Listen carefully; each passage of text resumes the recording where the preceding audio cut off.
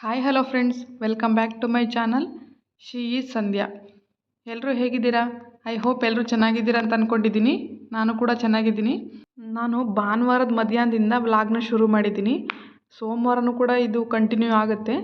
ಭಾನುವಾರ ಮಧ್ಯಾಹ್ನದಿಂದ ಸೋಮವಾರ ಈವ್ನಿಂಗ್ವರೆಗೂ ಹೇಗೆ ದಿನ ಅನ್ನೋದನ್ನು ನಿಮ್ಮ ಜೊತೆ ಶೇರ್ ಮಾಡ್ಕೊಂಡಿದ್ದೀನಿ. ಇಲ್ಲಿ ಮಧ್ಯಾಹ್ನ ತರಕಾರಿ ತೊಗೊಂಡು ಬಂದಿದ್ದಾರೆ. ತರಕಾರಿ ಹಾಗೆ ಸೊಪ್ಪು ಕೂಡ ತೊಗೊಂಡು ಬಂದಿದ್ದಾರೆ. ನಾವಿರೋ ಕಡೆ ಮೆಂತ್ಯ ಸೊಪ್ಪು ಯಾವಾಗಲೂ ಸಿಗಲ್ಲ. ಇವಾಗ ಸ್ವಲ್ಪ ದೊಡ್ಡದಿರೋದು ಸಿಕ್ಕಿದೆ, ಹಾಗಾಗಿ ತೊಗೊಂಡು ಬಂದಿದ್ದಾರೆ. ಯಾವ ಥರ ಇರುತ್ತೆ ಅಂದರೆ ಎರಡೆರಡು ಎಲೆ ಇರುತ್ತೆ, ಅದಕ್ಕೆ ರಬ್ಬರ್ ಹಾಕಿ ಕೊಟ್ಟಿರ್ತಾರೆ. ಅವಾಗ ತಾನೇ ಮೊಳಕೆ ಹೊಡೆದಿರೋ ಸೊಪ್ಪನ್ನ ರಬ್ಬರ್ ಹಾಕಿ ಕೊಟ್ಟಿರ್ತಾರೆ, ಆ ಥರ ಇರುತ್ತೆ. ಅದಕ್ಕೋಸ್ಕರ ಇವಾಗ ಚೆನ್ನಾಗಿರೋದು ಸಿಕ್ಕಿದೆಯಲ್ಲ ಅಂತ ತೊಗೊಂಡು ಬಂದಿದ್ದಾರೆ. ಇವತ್ತು ಸಂಡೇ ಆಗಿರೋದ್ರಿಂದ ನಾನು ಚಿಕನ್ ಮಾಡೋಣ ಅಂತ ಅಂದ್ಕೊಂಡಿದ್ದೀನಿ. ಚಿಕನ್ ಕರಿ ಮಾಡಿಬಿಟ್ಟು ಗೀ ರೈಸ್ ಮಾಡೋಣ ಅಂತ ಅಂದ್ಕೊಂಡಿದ್ದೀನಿ. ಅದಕ್ಕೆ ಎಲ್ಲ ಪ್ರಿಪ್ರೇಷನ್ ಮಾಡ್ಕೊಳ್ತಾ ಇದ್ದೆ. ಚಿಕನ್ನ ನೀಟಾಗಿ ಫಸ್ಟೇ ತೊಳೆದ್ಬಿಟ್ಟು ನೀಟಾಗಿ ಉಪ್ಪು ಖಾರ ಸ್ವಲ್ಪ ಎಣ್ಣೆ ಹಾಕ್ಬಿಟ್ಟು ಮ್ಯಾರಿನೇಟ್ ಮಾಡೋಕ್ಕೆ ನೆನೆಸಿಟ್ಟಿದ್ದೀನಿ. ಈ ಕಡೆ ಗೀ ರೈಸ್ಗೆ ರೆಡಿ ಮಾಡ್ಕೊಳ್ತಾ ಇದ್ದೀನಿ. ಗೀ ರೈಸ್ಗೆ ತುಪ್ಪ ಹಾಕ್ಬಿಟ್ಟು ಮೊದಲೇ ಸ್ವಲ್ಪ ಡ್ರೈ ಫ್ರೂಟ್ನ ಹುರ್ಕೊಂಡೆ. ಗೋಡಂಬಿ ಆಗಿ ದ್ರಾಕ್ಷಿನ ಮತ್ತು ಈರುಳ್ಳಿ ಮೆಣಸಿನ್ಕಾಯಿ ಎಲ್ಲನ ತುಪ್ಪದಲ್ಲೇ ಸ್ವಲ್ಪ ಹುರಿದ್ಬಿಟ್ಟು ನೆನೆಸಿಟ್ಟಿರೋ ಅಕ್ಕಿನ ಕೂಡ ಸ್ವಲ್ಪ ರೋಸ್ಟ್ ಆಗೋ ಥರ ಹುರಿದ್ಬಿಟ್ಟು ಅದಕ್ಕೆ ಸ್ವಲ್ಪ ಬಿಸಿನೀರು ಹಾಕಿ ಮತ್ತು ಮಸಾಲೆ ಐಟಮ್ ಎಲ್ಲ ಹಾಕಿ ಕೊತ್ತಂಬರಿ ಸೊಪ್ಪು ಪುದೀನ ಸೊಪ್ಪನ್ನ ಹಾಕಿಬಿಟ್ಟು ಗೀ ರೈಸ್ ಕೂಡ ರೆಡಿ ಆಗೋಗುತ್ತೆ. ಇಲ್ಲಿ ರೆಡಿ ಆಯಿತು ಗೀ ರೈಸು. ಲಾಸ್ಟಲ್ಲಿ ಹುರಿದಿಟ್ಟಿದ್ನಲ್ಲ ಡ್ರೈ ಫ್ರೂಟ್ನ ಹಾಕ್ಕೊಂಡ್ರೆ ಗೀ ರೈಸ್ ರೆಡಿ ಆಯಿತು. ಹಾಗೆ ಇದಕ್ಕೆ ಚಿಕನ್ ಕರಿ ಮಾಡ್ಕೊಳ್ಳೋಣ ಅಂತ ಅಂದ್ಬಿಟ್ಟು ಚಿಕನ್ ಕರಿಗೂ ಎಲ್ಲ ರೆಡಿ ಮಾಡ್ಕೊಂಡು ಇಟ್ಕೊಳ್ತಾ ಇದ್ದೀನಿ. ನಾನು ಈ ಸಂಡೆಗೆ ದಮ್ ಬಿರಿಯಾನಿ ಮಾಡೋಣ ಅಂತ ಅಂದ್ಕೊಂಡಿದ್ದೆ. ನಮ್ಮ ಮನೆಯಲ್ಲಿ ದಮ್ ಬಿರಿಯಾನಿ ಬೇಡ, ಹೋಟೆಲಲ್ಲಿ ಹೋದಾಗೂ ಕೂಡ ತಿನ್ಬೋದು ದಮ್ ಬಿರಿಯಾನಿ, ಮನೇಲೂ ಏನು ತಿನ್ನೋಕ್ಕಾಗುತ್ತೆ, ಗೀ ರೈಸ್ ಮಾಡು ಅಂತ ಹೇಳಿದ್ರು. ಹಾಗಾಗಿ ಗೀ ರೈಸು ಚಿಕನ್ ಕರಿಗೆಲ್ಲ ರೆಡಿ ಮಾಡಿ ಇಟ್ಕೊಂಡು ಇಲ್ಲಿ ಚಿಕನ್ ಕರಿನೂ ಕೂಡ ಮಾಡ್ತಾಯಿದ್ದೀನಿ. ಇದಕ್ಕೆ ಸ್ವಲ್ಪ ಈರುಳ್ಳಿ ಮೆಣಸಿನ್ಕಾಯಿ ಟೊಮೊಟೊ ಪೇಸ್ಟು ಹಾಗೆ ಶುಂಠಿ ಬೆಳ್ಳುಳ್ಳಿ ಪೇಸ್ಟು ಮತ್ತು ಇದಕ್ಕೊಂದು ಮಸಾಲ ರೆಡಿ ಮಾಡಿಕೊಂಡು ಸ್ವಲ್ಪ ಗಸಗಸೆ ಗೋಡಂಬಿ ಹಾಗೆ ತೆಂಗಿನಕಾಯಿ ಎಲ್ಲ ಹಾಕ್ಕೊಂಡು ಮಸಾಲ ರುಬ್ಬಿ ಅದನ್ನು ಹಾಕ್ಕೊಂಡು ಚೆನ್ನಾಗಿ ಫ್ರೈ ಮಾಡಿಕೊಂಡು ಚಿಕನ್ ಪೀಸಸ್ನ ಹಾಕ್ಕೊಂಡು ಬೇಯಿಸ್ಕೊಳ್ಳೋದಷ್ಟೇ. ಇವತ್ತು ಚಿಕನ್ ಪೀಸಸ್ಸು ಸ್ವಲ್ಪ ಲೆಗ್ ಪೀಸಸ್ನ ಜಾಸ್ತಿ ತೊಗೊಂಡು ಬಂದಿದ್ದಾರೆ. ಚಿಕನ್ನು ಸುಮಾರು 1.5 kg ಅಷ್ಟಿದೆ. ನಾನು 5-6 ಜನಕ್ಕೆ ಮಾಡ್ತಾಯಿದ್ದೀನಿ, ಹಾಗಾಗಿ ಸ್ವಲ್ಪ ಜಾಸ್ತಿನೇ ತೊಗೊಂಡು ಬಂದಿದ್ದರು. ಎಲ್ಲ ಬೆಂದಾದಮೇಲೆ ಲಾಸ್ಟಲ್ಲಿ ಕೊತ್ತಂಬರಿ ಹಾಗೆ ಕರಿಬೇವು ಹಾಕ್ಬಿಟ್ಟು ಫೈನಲ್ ಆಗಿ ಗಾರ್ನಿಷ್ ಮಾಡಿಕೊಂಡ್ರೆ ರೆಡಿಯಾಗಿ ಹೋಗುತ್ತೆ. ನಾನು ಅಡುಗೆ ಕೆಲಸ ಮುಗಿಸೋ ಅಷ್ಟರಲ್ಲಿ ಸ್ಟವ್ ಎಲ್ಲ ತುಂಬ ಗಲೀಜಾಗಿತ್ತು, ಹಾಗಾಗಿ ಅದನ್ನೇ ಸ್ವಲ್ಪ ಕ್ಲೀನ್ ಮಾಡ್ಕೊಳ್ತಾ ಇದ್ದೀನಿ. ಯಾವಾಗಲೂ ನಾನು ಸೋಮವಾರನೇ ಸ್ಟವ್ನ ನೀಟಾಗಿ ಕ್ಲೀನ್ ಮಾಡಿರ್ತೀನಿ, ಆದರೆ ಇವತ್ತು ಸಂಡೇನೇ ಕ್ಲೀನ್ ಮಾಡ್ಕೊಂಡಿದ್ದೆ. ಬೆಳಗ್ಗೆನೇ ಸ್ವಲ್ಪ ಮೆಸ್ಸಿಯಾಗಿತ್ತು. ನೋಡಿ ಈ ಕಡೆ ನಾನು ಕಿಚನ್ ಮೇಕ್ ಓವರ್ ಮಾಡಿದಾಗ ಲೈಟ್ ಹಾಕಿದ್ನಲ್ಲ ಸ್ಟ್ರಿಪ್ ಲೈಟು, ತುಂಬಾ ಚೆನ್ನಾಗಿದೆ. ಆದರೆ ಮನಿ ಪ್ಲ್ಯಾಂಟ್ ಹಾಕಿದ್ನಲ್ಲ ಅದು ಸ್ವಲ್ಪ ಎಲ್ಲ ಕಿತ್ಕೊಂಡು ಹೋಗ್ಬಿಡ್ತು. ಡಬಲ್ ಪ್ಲಾಸ್ಟ್ರಾಗಿ ಅಂಟಿಸಿದ್ರು ಕೂಡ ಕಿತ್ಕೊಂಡು ಹೋಯಿತು. ಅಷ್ಟೇನು ಬಿಗಿಯಾಗಿ ಹಿಡ್ಕೊಳ್ಳಲ್ಲ ಅಂತ ಅನಿಸುತ್ತೆ ಅದು. ಮತ್ತೆ ಅಂಟಿಸೋಣ ಅಂತ ಅಂದ್ಕೊಂಡೆ, ಆದರೆ ನನಗೂ ಸ್ವಲ್ಪ ಕೆಲಸ ಜಾಸ್ತಿ ಇರೋದ್ರಿಂದ ಟೈಮು ಸಿಗ್ತಾಯಿಲ್ಲ. ಅಂಟಿಸ್ಬೇಕು ನೀಟಾಗಿ. ಒಂದು ಸ್ವಲ್ಪ ಜಾಸ್ತಿ ಕ್ವಾಲಿಟಿ ಇರೋ ಟೇಪ್ ತೊಗೊಂಡು ಬಂದು ಅಂಟಿಸಿದ್ರೆ ಚೆನ್ನಾಗಿರುತ್ತೆ. ಈ ಕಡೆ ಅಡುಗೆ ಎಲ್ಲ ಆಯ್ತಲ್ಲ, ಸಲಾಡ್ನ ಕಟ್ ಮಾಡ್ಕೊಳ್ತಾ ಇದ್ದೀನಿ. ಸೌತೆಕಾಯಿ ನಿಂಬೆಹಣ್ಣು ಈರುಳ್ಳಿ ಸಲಾಡ್ ಎಲ್ಲ ಕಟ್ ಮಾಡಿ ರೆಡಿ ಮಾಡಿಟ್ಟು ಈ ಕಡೆ ಪಾತ್ರೆ ಸ್ವಲ್ಪ ಜಾಸ್ತಿ ಇತ್ತು. ಅಡುಗೆ ಕೆಲಸ ಎಲ್ಲ ಮುಗೀತಲ್ಲ, ಪಾತ್ರೆನೂ ಕೂಡ ವಾಶ್ ಮಾಡ್ತಾಯಿದ್ದೀನಿ. ನಾನು ಅವಾಗಿನ ಅಡುಗೆ ಮಾಡ್ತಾ ಇರುವಾಗಲೇ ಪಾತ್ರೆ ಎಲ್ಲ ವಾಶ್ ಮಾಡಿ ಇಟ್ಕೊಳ್ತೀನಿ. ಆಮೇಲೆ ಒಂದು ಸರಿ ಆದರೆ ಜಾಸ್ತಿ ಪಾತ್ರೆ ಆಗಿಬಿಡುತ್ತೆ. ಇಲ್ಲಿ ಪಾತ್ರೆನ ವಾಶ್ ಮಾಡಿಟ್ಟು ನಾನು ರೆಡಿಯಾಗಿ ಬಂದು ನನ್ನ ಮಗನಿಗೆ ಫಸ್ಟು ತಿನ್ನಿಸ್ಬಿಡೋಣ, ಆಮೇಲೆ ನಾವು ನಿಧಾನಕ್ಕೆ ಊಟ ಮಾಡ್ಕೊಂಡ್ರೆ ಆಗುತ್ತೆ ಅಂದ್ಬಿಟ್ಟು ಅವನಿಗೆ ಪ್ಲೇಟಲ್ಲಿ ಹಾಕ್ಕೊಳ್ತಾ ಇದ್ದೀನಿ. ಅವನು ಮೊಸರು ಇಲ್ದಿರೋ ಏನು ಊಟನೂ ಮಾಡಲ್ಲ. ಏನು ಬೇಕು ಅಂದ್ರೂ ಮೊಸರು ಇರಲೇಬೇಕು ಅವನಿಗೆ. ಒಂದೊಂದು ಸರಿ ಕಾಫಿ ಕುಡಿಬೇಕಾದ್ರೆ ಕಾಫಿಗೂ ಕೂಡ ಮೊಸರೇ ಹಾಕ್ಕೊಳ್ತೀನಿ ನಾನು, ತೊಗೊಂಬ ಅಂತ ಕೇಳ್ತಾ ಇರ್ತಾನೆ. ಇಲ್ಲಿ ಅವನಿಗೆ ಸ್ವಲ್ಪ ಶೀತ ಆಗೋ ಥರ ಇದೆ, ಆದ್ರೂ ಕೂಡ ಮೊಸರು ಇರಲೇಬೇಕು. ಒಂದು ಸ್ವಲ್ಪನೂ ಕೂಡ ಊಟ ಮಾಡಲ್ಲ ಅವನು. ಅದಕ್ಕೆ ಅವನಿಗೆ ಮೊಸರು ಸ್ವಲ್ಪ ಹಾಕ್ಕೊಂಡು ಮೇಲೇ ಮೊಸರು ಇದೆ ಅಂತ ಹೇಳ್ಬಿಟ್ಟು ಅವನಿಗೆ ತೋರಿಸ್ಬಿಟ್ಟು ತಿನ್ನಿಸ್ಬೇಕು. ಹಾಗೆ ಇಲ್ಲಿ ಮೊಸರು ಹಾಕ್ಕೊಂಡು ಸ್ವಲ್ಪನೇ ತಿನ್ನಿಸ್ತಾ ಇದ್ದೀನಿ. ಅವನಿಗೆ ಊಟ ಮಾಡಿಸ್ತಾ ಇದ್ದೆ. ಅಷ್ಟರಲ್ಲಿ ನಮ್ಮ ಮನೆಯವರು ಕೂಡ ಬಂದರು. ಊಟದ ಟೈಮ್ ಆಗಿತ್ತು. ನಾವು ಎಲ್ಲ ಊಟ ಮುಗಿಸ್ಬಿಟ್ಟು ಇಲ್ಲಿ ಶಾಪಲ್ಲಿರೋ ಹುಡುಗರಿಗೆ ಬಾಕ್ಸ್ನ ರೆಡಿ ಮಾಡ್ತಾಯಿದ್ದೀನಿ. ನಮ್ಮದೆಲ್ಲ ಊಟ ಆದಮೇಲೆ ಶಾಪಲ್ಲಿರೋ ಹುಡುಗರಿಗೆ ನಮ್ಮ ಮನೆಯವರು ಊಟ ತೊಗೊಂಡೋಗಿ ಕೊಡ್ತಾರೆ. ಸ್ವಲ್ಪ ಲೇಟಾಗಿರುತ್ತೆ. ಅವರು ಟೈಮಿಗೆ ಸರಿಯಾಗಿ ತೊಗೊಂಡೋಗಿ ಕೊಟ್ಟರು ಟೈಮಿಗೆ ಸರಿಯಾಗಿ ಊಟ ಮಾಡಲ್ಲ. ಕೆಲಸ ಇತ್ತು, ಆ ಕೆಲಸ ಈ ಕೆಲಸ ಅಂತ ಅಂದ್ಬಿಟ್ಟು ಲೇಟಾಗಿ ಊಟ ಮಾಡ್ತಾರೆ. ಹಾಗಾಗಿ ಸ್ವಲ್ಪ 3 ಗಂಟೆ ಹಂಗೇನೇನೋ ಊಟ ತೊಗೊಂಡು ಹೋಗ್ತಾರೆ. ಟೈಮಿಂಗ್ಸ್ ಏನಿಲ್ಲ ಅವರಿಗೆ. ಬೇಗ ತೊಗೊಂಡೋದ್ರು ಲೇಟಾಗೇ ತಿಂತಾರೆ, ಲೇಟಾಗಿ ತೊಗೊಂಡೋದ್ರು ಲೇಟಾಗೇ ತಿಂತಾರೆ. ಇಲ್ಲಿ ಹುಡುಗರಿಗೆ ಊಟ ಎಲ್ಲ ಕೊಟ್ಬಿಟ್ಟು ಸ್ವಲ್ಪ ಮನೆಯೆಲ್ಲ ಕ್ಲೀನ್ ಮಾಡಿಕೊಂಡು ನಾನು ಕೇಕ್ ಮಾಡೋಣ ಅಂತ ಅಂದ್ಬಿಟ್ಟು ಇಲ್ಲಿ ಮಾಡ್ಕೊಳ್ತಾ ಇದ್ದೀನಿ. ತುಂಬ ದಿನದಿಂದ ಅಂದ್ಕೊಳ್ತಾ ಇದ್ದೆ ಮನೆಯಲ್ಲೇ ಕೇಕ್ ಮಾಡೋಣ ಅಂತ ಅಂದ್ಬಿಟ್ಟು, ಆದರೆ ಟೈಮೂ ಸಿಕ್ಕಿರಲಿಲ್ಲ ನನಗೆ. ಈ ಮಧ್ಯೆ ವ್ಲಾಗ್ಸ್ ಮಾಡೋಕ್ಕೆ ಕೂಡ ಆಗ್ತಾಯಿರಲಿಲ್ಲ. ಸ್ವಲ್ಪ ಪಾಪುಗೆ ಶೀತ ಆಗಿರೋದ್ರಿಂದ, ಹುಷಾರಿಲ್ಲದೆ ಇರೋದ್ರಿಂದ ಸ್ವಲ್ಪ ಪಾಪುನೂ ನೋಡ್ಕೋಬೇಕು, ಹಾಗೆ ಮನೆ ಕೆಲಸ ಎಲ್ಲ ಮಾಡಬೇಕು. ಹಾಗಾಗಿ ಬ್ಯುಸಿಯಾಗಿದ್ದೆ ಅಂತ ಹೇಳ್ಬೋದು. ಇಲ್ಲಿ ಕೇಕ್ಗೆ ಮೊಟ್ಟೆನ ಫಸ್ಟು ಬೀಟ್ ಮಾಡಿಕೊಂಡು ಅದಕ್ಕೆ ಸ್ವಲ್ಪ ಪೈನಾಪಲ್ ಎಸೆನ್ಸು ಹಾಗೆ ವೆನಿಲ್ಲಾ ಪೌಡ್ರು ಸ್ವಲ್ಪ ಕೇಕ್ ಜೆಲ್ಲು ಹಾಗೆ ಶುಗರು ಎಲ್ಲನೂ ಹಾಕ್ಕೊಂಡು ನೀಟಾಗಿ ಬೀಟ್ ಮಾಡ್ಕೊಳ್ತಾ ಇದ್ದೀನಿ. ಇದು ನೀಟಾಗಿ ಫ್ಲಫಿಯಾಗಿ ಬರಬೇಕು, ಅಲ್ಲಿವರೆಗೂ ಬೀಟ್ ಮಾಡ್ಕೊಬಹುದು. ನನ್ನ ಹತ್ರ ಬೀಟರ್ ಇದೆ, ಹಾಗಾಗಿ ಇದರಲ್ಲೇ ಮಾಡ್ಕೊಳ್ತಾ ಇದ್ದೀನಿ. ಇಲ್ಲಾಂದರೆ ಮಿಕ್ಸಿಲಿ ಕೂಡ ಮಾಡ್ಕೊಳ್ಬೋದು. ಇಲ್ಲಿ ಮೈದಾ ಹಿಟ್ಟಲ್ದಿರ ಗೋಧಿ ಹಿಟ್ಟಲ್ಲಿ ಮಾಡ್ಕೊಳ್ತಾ ಇದ್ದೀನಿ. ಇದೇ ಫಸ್ಟ್ ಟೈಮು ಗೋಧಿ ಹಿಟ್ಟಲ್ಲಿ ನಾನು ಕೇಕ್ ಮಾಡ್ತಾ ಇರೋದು. ಹೇಗೆ ಬರುತ್ತೆ ಅಂತ ನೋಡಬೇಕು. ಮೈದಾ ಹಿಟ್ಟಲ್ಲಿ ಅವಾಗವಾಗ ಮಾಡ್ತಾ ಇರ್ತೀನಿ ಕೇಕು, ಆದರೆ ಗೋಧಿ ಹಿಟ್ಟಲ್ಲಿ ಇದೇ ಫಸ್ಟ್ ಟೈಮು. ಹೇಗೆ ಬಂದಿರುತ್ತೆ ಅಂತ ನೋಡ್ಕೋಬೇಕು. ಇಲ್ಲಿ ಅದನ್ನೆಲ್ಲ ಹಾಕ್ಕೊಂಡು ಮಿಕ್ಸ್ ಮಾಡಿ ಆದಮೇಲೆ ಆಯಿಲ್ ಹಾಕ್ಕೊಳ್ತಾ ಇದ್ದೀನಿ. ಯಾವುದೇ ಫ್ಲೇವರ್ ಇಲ್ಲದೇ ಇರೋ ಆಯಿಲು, ಅಂದರೆ ಸೂರ್ಯಕಾಂತಿ ಎಣ್ಣೆನೇ ಹಾಕ್ಕೊಳ್ತಾ ಇದ್ದೀನಿ, ಸನ್ಫ್ಲವರ್ ಆಯಿಲು. ಅದಾದಮೇಲೆ ಸ್ವಲ್ಪ ಉಪ್ಪು ಹಾಗೆ ಸ್ವಲ್ಪ ಕನ್ಸಿಸ್ಟೆನ್ಸಿಗೋಸ್ಕರ ಹಾಲು ಹಾಕ್ಕೊಳ್ತಾ ಇದ್ದೀನಿ. ಸ್ವಲ್ಪ ಗಟ್ಟಿಯಾಗಿದೆ, ಹಾಗಾಗಿ ಇನ್ನೊಂದು ಸ್ವಲ್ಪ ಹಾಲು ಹಾಕ್ಕೊಳ್ತಾ ಇದ್ದೀನಿ. ಇನ್ನೊಂದು ಮೊಟ್ಟೆ ಹಾಕ್ಕೊಂಡಿದ್ರು ಕೂಡ ಚೆನ್ನಾಗಿ ಬರೋದು. ನಾನು 2 ಮೊಟ್ಟೆ ತೊಗೊಂಡಿದ್ದೀನಿ, ಹಾಗಾಗಿ ಸ್ವಲ್ಪ ಹಾಲು ಬಳಸ್ಕೊಂಡು ನೀಟಾಗಿ ಇದು ಕೇಕ್ ಬ್ಯಾಟರ್ನ ಚೆನ್ನಾಗಿ ಒಂದು ಹದಕ್ಕೆ ಬರೋ ಥರ ಕಲಿಸ್ಕೊಂಡು ಫಸ್ಟೇ ಪ್ರೀ ಹೀಟ್ ಮಾಡ್ಕೊಂಡಿರೋ ಕುಕ್ಕರಲ್ಲಿ ಇದನ್ನ ಇಟ್ಬಿಟ್ಟು ಒಂದು 45 ನಿಮಿಷ ಬೇಯಿಸಿದ್ದೀನಿ. ನೋಡಿ ಇವಾಗ ಫೋರ್ಕಲ್ಲಿ ಚುಚ್ಚಿ ನೋಡಿದ್ರೆ ಅಂಟ್ಕೊಳ್ತಿಲ್ಲ. ಇವಾಗ ಇದನ್ನು ತಣ್ಣಗಾಗೋಕ್ಕೆ ಕೆಳಗಿಟ್ಬಿಟ್ಟು ಹಾಗೆ ಬಿಟ್ಬಿಡ್ತೀನಿ. ಇವಾಗಲೇ ಡಿಮೋಲ್ಡ್ ಮಾಡೋಕ್ಕೆ ಹೋಗಬಾರ್ದು, ಆವಾಗ ಬ್ರೇಕ್ ಆಗೋ ಚಾನ್ಸಸ್ ಇರುತ್ತೆ. ಇಲ್ಲಿ ನಾನು ಕೆಳಗಿಟ್ಬಿಟ್ಟು ಕೇಕ್ನ ಶಾಪ್ಗೆ ರೆಡಿಯಾಗಿ ಶಾಪ್ಗೆ ಹೊರಡ್ತಾ ಇದ್ದೀವಿ. ಶಾಪಿಂದ ಬಂದುಬಿಟ್ಟು ಅದನ್ನು ಕೇಕ್ನ ಅಷ್ಟರಲ್ಲಿ ಬಿಸಿನೂ ಕೂಡ ತಣ್ಣಗಾಗಿರುತ್ತೆ ಅಂದ್ಬಿಟ್ಟು ಆಮೇಲೆ ಓಪನ್ ಮಾಡ್ಕೊಂಡ್ರೆ ಆಯಿತು ಅಂದ್ಬಿಟ್ಟು ಶಾಪ್ಗೆ ಹೋಗ್ತಾ ಇದ್ದೀವಿ.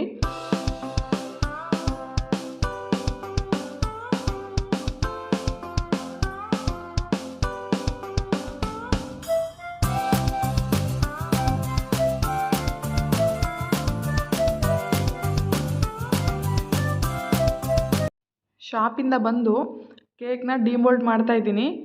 ಟೈಮು 9 ಗಂಟೆನೇ ಆಗೋಗಿತ್ತು, ಸ್ವಲ್ಪ ಲೇಟಾಗೋಯ್ತು ಇವತ್ತು ಬರೋದು. ಬಂದುಬಿಟ್ಟು ಇದು ಬಿಸಿಯೆಲ್ಲ ಕಡಿಮೆ ಆಗಿತ್ತು, ಹಾಗಾಗಿ ಡಿಮೋಲ್ಡ್ ಮಾಡ್ತಾಯಿದ್ದೀನಿ. ಕಟ್ ಮಾಡಿ ನೋಡಿದ್ರೆ ಇವತ್ತು ಕೇಕ್ ಮಾಡಿರೋದು ಫ್ಲಾಪ್ ಆಗಿದೆ, ಚೆನ್ನಾಗಿ ಬೆಂದಿಲ್ಲ ಒಳಗಡೆಯಿಂದ. ನಾನು ಮೋಲ್ಡ್ಗೆ ತುಂಬ ಹಾಕಿಬಿಟ್ಟಿದ್ದೆ, ಉಳ್ದೋಗುತ್ತಲ್ಲ ಕೇಕು ಅಂದ್ಬಿಟ್ಟು. ಸ್ವಲ್ಪ ಅರ್ಧದವರೆಗೂ ಹಾಕಿದರೆ ಚೆನ್ನಾಗಿ ಬಂದಿರೋದು, ಸ್ವಲ್ಪ ತುಂಬ ಹಾಕ್ಬಿಟ್ಟು ಒಳಗಡೆವರೆಗೂ ಕೇಕ್ ಬೆಂದೇ ಇಲ್ಲ, ಹಾಗೆ ಉಳ್ಕೊಂಡಿದೆ ಒಳಗಡೆ ಹಿಟ್ಟು. ಈ ಸ್ವಲ್ಪ ಫ್ಲಾಪ್ ಆಗೋಯ್ತು ಈ ಸರಿ ಮಾಡಿದ ಕೇಕು.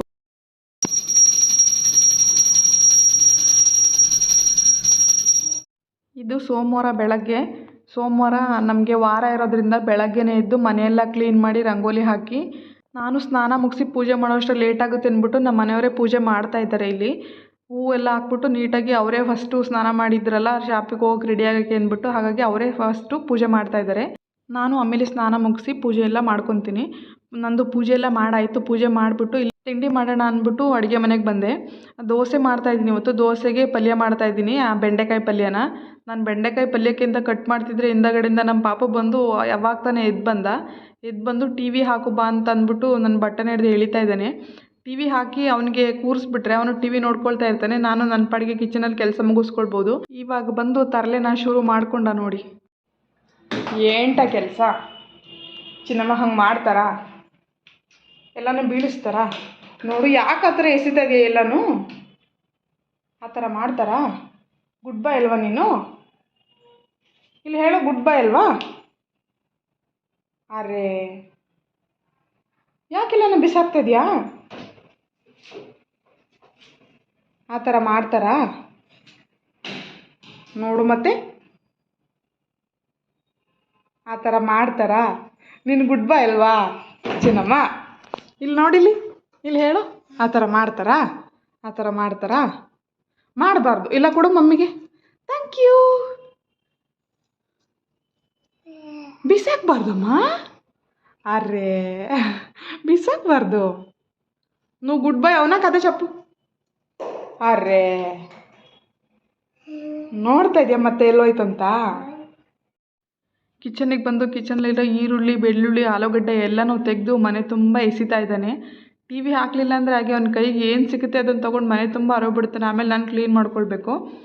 ಇಲ್ಲಿ ಬೆಂಡೆಕಾಯಿನ ಕಟ್ ಮಾಡಿಕೊಂಡು ಪಲ್ಯ ಮಾಡ್ಕೊಳ್ತಾ ಇದ್ದೀನಿ. ನಾನು 3-4 ಥರ ವೆರೈಟಿ ಬೆಂಡೆಕಾಯಿ ಪಲ್ಯ ಮಾಡ್ತೀನಿ. ಇದು ಫಸ್ಟೇ ಒಂದು ಪೌಡರ್ನ ರೆಡಿ ಮಾಡಿ ಇಟ್ಕೊಂಡಿದ್ದೆ.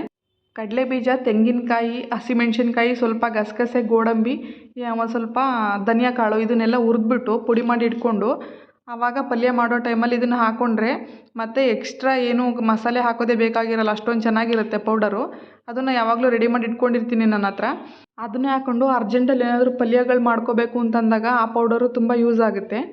ನಾನು ಊಟಕ್ಕೆ ಏನಾದರೂ ಸೈಡ್ ಡಿಶ್ಶಾಗಿ ಪ್ರಿಪೇರ್ ಮಾಡ್ತಿರ್ಬೇಕಾದ್ರೆ ಮತ್ತೆ ಅದಕ್ಕೆ ಮಸಾಲೆನ ರುಬ್ಬಕ್ಕೆ ಹೋಗೋದಿಲ್ಲ, ಆ ಪೌಡರ್ನೇ ಹಾಕ್ಕೊಂಡು ಕ್ವಿಕ್ಕಾಗಿ ಮಾಡ್ಕೊಂಡು ಬಿಡ್ತೀನಿ. ಇಲ್ಲಿ ದೋಸೆ ಕೂಡ ಮಾಡ್ತಾಯಿದ್ದೀನಿ. ದೋಸೆನ ಬಿಸಿ ಬಿಸಿಯಾಗೆ ಒಂದೇ ಸರಿ ಹಾಕಿಟ್ಬಿಡ್ತೀನಿ. ಶಾಪಲ್ಲಿ ಹುಡುಗರಿಗೆ ನಮಗೆ ಎಲ್ಲ ಆಗೋಗುತ್ತೆ. ಟಿಫನ್ ಮುಗಿಸ್ಕೊಂಡು ನಾನು ಅಡುಗೆನ ಇವಾಗಲೇ ರೆಡಿ ಮಾಡಿ ಇಟ್ಬಿಟ್ಟೆ. ಯಾಕಂದರೆ ಪಾಪಗೆ ಸ್ವಲ್ಪ ಜ್ವರ ಬಂದಿರೋ ಹಾಗಾಗಿತ್ತು. ಅದಕ್ಕೆ ಹಾಸ್ಪಿಟ್ಲಿಗೆ ಕರ್ಕೊಂಡು ಹೋಗೋಣ ಅಂತಂದ್ಬಿಟ್ಟು ಟಿಫನ್ ಮುಗಿಸ್ಕೊಂಡು ಅಡುಗೆ ಎಲ್ಲ ಮಾಡಿಟ್ಟು ಹಾಸ್ಪಿಟಲ್ ಕರ್ಕೊಂಡೋಗಿದ್ವಿ. ಸ್ವಲ್ಪ ಶೀತ ಇತ್ತು, ಹಾಗೆ ಲೈಟಾಗಿ ಜ್ವರ ಕೂಡ ಬಂದಿತ್ತು. ಹೋಗಿ ಬರಬೇಕಾದ್ರೆ ಪಪ್ಪಾಯ ಹಣ್ಣು ತಿನ್ನಿಸೋಣ ಅಂತಂದ್ಬಿಟ್ಟು ಪಪ್ಪಾಯಿ ಕಲ್ಲಂಗಡಿ ಹಣ್ಣು ಎರಡನ್ನೂ ತೊಗೊಂಡು ಬಂದಿದ್ದೀವಿ. ಪಪ್ಪಾಯ ಹಣ್ಣು ತಿಂದರೆ ಶೀತ ಆಗಿದ್ದರೆ ಸ್ವಲ್ಪ ಕಂಟ್ರೋಲ್ ಆಗುತ್ತಲ್ವ ಪಪ್ಪಾಯ ಹಣ್ಣು ಹೀಟ್ ಅಂತ. ಹಾಗೆ ನಮಗೆ ಅಂತ ಕಲ್ಲಂಗಡಿ ಹಣ್ಣು ಕೂಡ ತೊಗೊಂಡು ಬಂದ್ವಿ. ಅವನಿಗೆ ಪಪ್ಪಾಯ ಹಣ್ಣು ಪೀಸ್ ಕಟ್ ಮಾಡಿ ಕೊಟ್ಟೆ. ನಾವು ಕಲ್ಲಂಗಡಿ ಹಣ್ಣನ್ನು ಕಟ್ ಮಾಡ್ಕೊಂಡು ತಿಂತಾಯಿದ್ದೀವಿ. ಅವನಿಗೆ ಕಲ್ಲಂಗಡಿ ಹಣ್ಣು ಅಂದರೆ ಕೂಡ ತುಂಬ ಇಷ್ಟ. ಶೀತ ಆಗುತ್ತೇನೋ ಅಂದ್ಬಿಟ್ಟು ಅವನಿಗೆ ಕೊಡಲಿಲ್ಲ. ಅವನಿಗೋಸ್ಕರ ಸಪ್ರೇಟಾಗಿ ಪಪ್ಪಾಯ ಹಣ್ಣು ತಂದಿದ್ದೀನಿ, ನಾನು ಅದನ್ನು ಕೊಡ್ತಾಯಿದ್ದೀನಿ. ಸ್ವೀಟಾಗೇ ಇತ್ತು. ಒಂದು ಪೀಸ್ ತಿಂದ್ಬಿಟ್ಟು ಮತ್ತೆ ಇನ್ನೊಂದು ಪೀಸ್ನ ಕೇಳಿ ಈಸ್ಕೊಂಡು ತಿಂದ. ನಾವು ಕಟ್ ಮಾಡಿಕೊಂಡು ಹಣ್ಣನ್ನು ತಿಂತಾಯಿದ್ದೀವಿ. ಕಲ್ಲಂಗಡಿ ಹಣ್ಣು ಕೂಡ ಸ್ವೀಟಾಗೇ ಇತ್ತು. ಚೆನ್ನಾಗಿದೆ ಸುನಿ, ಚೆನ್ನಾಗಿದೆಯಾ? ಸೂಪರಾ? ಅಪ್ಪಂಗೆ ಹೇಳಿ ಸೂಪರ್ ಅಂತ. ಅಪ್ಪಂಗೆ ಹೇಳಿ ಸೂಪರ್ ಅಪ್ಪ. ಹಣ್ಣೆಲ್ಲ ತಿಂದಾದ್ಮೇಲೆ ಮನೆಯನ್ನು ಕ್ಲೀನ್ ಮಾಡಿಕೊಂಡು ನಮ್ಮ ಪಾಪಗೂ ಕೂಡ ಊಟ ಮಾಡಿಸಿ ಮಲಗಿಸ್ದೆ. ನನಗೆ ಫ್ರೀಯಾಗಿರುತ್ತೆ ಅವ್ನು ಮಲ್ಕೊಂಡ್ರೆ ಕೆಲಸ ಮಾಡೋಕ್ಕೆ ಅಂತ ಅಂದ್ಬಿಟ್ಟು ಮಲಗಿಸಿ ಅವನನ್ನು ಕೇಕ್ ಮಾಡ್ತಾಯಿದ್ದೀನಿ. ಕೂಲ್ ಕೇಕ್ ಮಾಡ್ತಾಯಿದ್ದೀನಿ. ಮೊನ್ನೆ ಕೇಕ್ನ ಬೇಸ್ನ ರೆಡಿ ಮಾಡ್ಕೊಂಡಿದ್ದೇನೆ ನಿನ್ನೆ ರಾತ್ರಿ. ಆದರೆ ಅದು ಚೆನ್ನಾಗಿ ಬಂದಿರಲಿಲ್ಲ, ಫ್ಲಾಪ್ ಆಗಿತ್ತಲ್ಲ. ಹಾಗಾಗಿ ಅದರಲ್ಲಿ ಬೇಡ ಅಂದ್ಬಿಟ್ಟು ಶಾಪಿಂದ ಇನ್ನೊಂದು 1/2 kg ಕೇಕ್ನ ತರಿಸ್ಕೊಂಡು ಅದರಿಂದ ಕೇಕ್ನ ರೆಡಿ ಮಾಡ್ಕೊಳ್ಳೋಣ ಅಂದ್ಬಿಟ್ಟು ಮಾಡ್ತಾಯಿದ್ದೀನಿ. ಇದು ಕೂಲ್ ಕೇಕು. ಕೂಲ್ ಕ್ರೀಮ್ನು ಕೂಡ ನಾನು ಶಾಪಲ್ಲೇ ತರಿಸ್ಕೊಂಡಿದ್ದೆ. ಐಟಮ್ ಎಲ್ಲನೂ ಕೇಳಿದ್ದೆ, ಆವಾಗಲೇ ತಂದು ಕೊಟ್ಟೋಗಿದ್ದಾರೆ. ಇವಾಗ ನೀಟಾಗಿ ಅದನ್ನು ಮಧ್ಯದಲ್ಲಿ ಕುಯ್ದುಬಿಟ್ಟು ಶುಗರ್ ಸಿರಪ್ನ ಹಾಕಿ ನೆನೆಸ್ಬಿಟ್ಟು ಮಧ್ಯದಲ್ಲಿ ಒಂದು ಲೇಯರ್ ಕ್ರೀಮ್ನ ಹಾಕ್ಬಿಟ್ಟು ಮೇಲೆಯಿಂದ ಮತ್ತೆ ಶುಗರ್ ಸಿರಪ್ ಹಾಕಿ ನೆನೆಸಿ ಕ್ರೀಮ್ನ ಎಲ್ಲ ಕಡೆ ಕ್ರಮ್ ಕೋಟ್ ಕೊಡಬೇಕು. ನನಗೆ ಕೇಕ್ ಮಾಡೋಕ್ಕೆ ಅಷ್ಟು ಫಿನಿಶಿಂಗು ತುಂಬ ಚೆನ್ನಾಗಿ ಬರೋಲ್ಲ. ಆದರೆ ಚೆನ್ನಾಗಿ ಬರೋಲ್ಲ ಅನ್ನೋ ಥರನೂ ಇಲ್ಲ, ಚೆನ್ನಾಗೇ ಮಾಡ್ತೀನಿ. ಇವಾಗ ನೀಟಾಗಿ ಎಲ್ಲ ಕಡೆ ಕ್ರೀಮ್ನ ಅಪ್ಲೈ ಮಾಡ್ಕೊಳ್ತಾ ಇದ್ದೀನಿ. ನಾನು ಕೇಕ್ನ ಮಾಡೋದನ್ನು ಒಂದು 4 ವರ್ಷದಿಂದನೇ ಕಲ್ತಿದ್ದೆ. ಅಂದರೆ ನಾನು ಕಾಲೇಜಲ್ಲಿರುವಾಗಲೇ ಕೇಕ್ ಮಾಡೋದು ಬರ್ತಿತ್ತು. ನನ್ನ ತಮ್ಮ ಕೇಕ್ ಮಾಡ್ತಿರ್ಬೇಕಾದ್ರೆ ನೋಡಿ ನೋಡಿ ಸ್ವಲ್ಪ ಕಲ್ತಿದ್ದೆ. ಹಾಗೆ ನಾನು ಕೂಡ ಟ್ರೈ ಮಾಡಿದೆ, ಚೆನ್ನಾಗೇ ಬರುತ್ತೆ ನನಗೆ.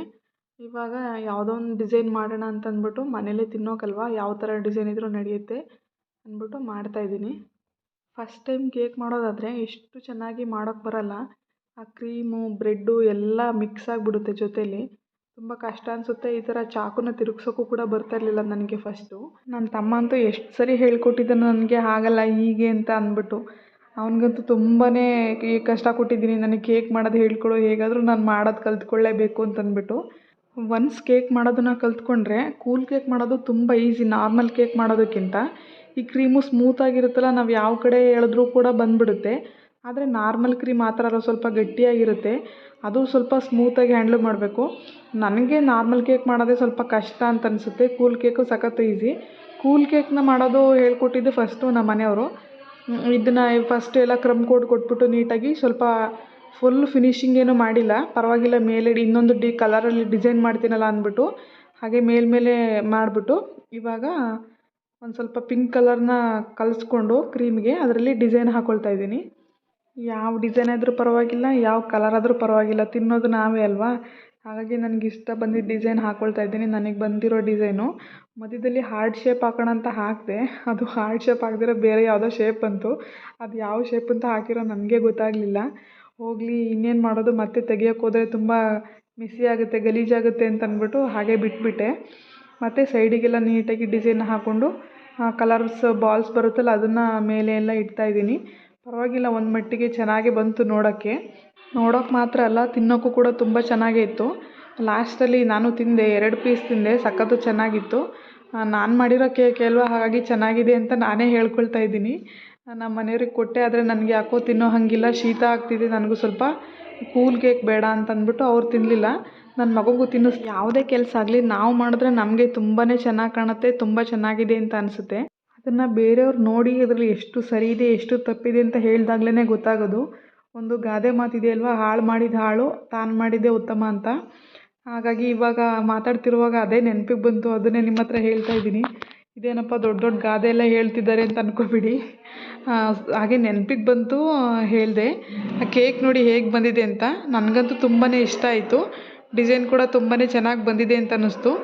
ಕೇಕ್ ಡಿಸೈನ್ ಹೇಗಿದೆ ಅಂತಂದ್ಬಿಟ್ಟು ಕಮೆಂಟ್ ಮೂಲಕ ತಿಳಿಸಿ. ನಿಮ್ಗೆ ಯಾರಿಗಾದ್ರೂ ಇಷ್ಟ ಆಗಿದ್ದರೆ ಒಂದು ಲೈಕ್ ಮಾಡಿ ನಮ್ಮ ವಿಡಿಯೋಗೆ.